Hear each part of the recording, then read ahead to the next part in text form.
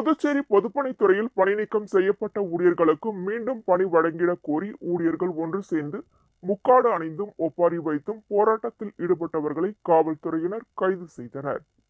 புதுவை அரசின் பொதுப்பணித்துறையில் 2016 தேர்தலின் போது 1000க்கும் மேற்பட்டவர்கள் வவுச்சர் ஊழியர்களாக நியமிக்கப்பட்டனர். அரசியல் கட்சிகளின் புகார் காரணமாக தேர்தல் துறை ஊழியர்களை பணிநீக்கம் செய்தது.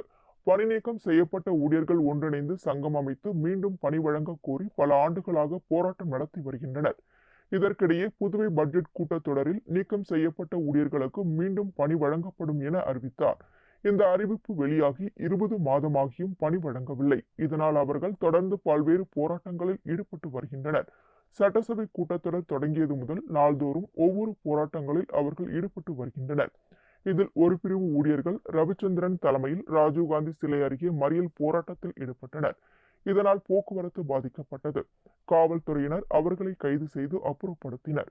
ஒருங்கிணைப்பாளர் தெய்வீகன் தலைமையில் அண்ணா சிலை அருகே ஒப்பாரி வைத்து போராட்டம் நடத்தினர். இதில் ஊழியர் ஒருவர் இறந்தது போல சித்தரித்து அவருக்கு மாலை அணிவித்து தோள்களில் சுமந்து ஒப்பாரி வைத்தனர்.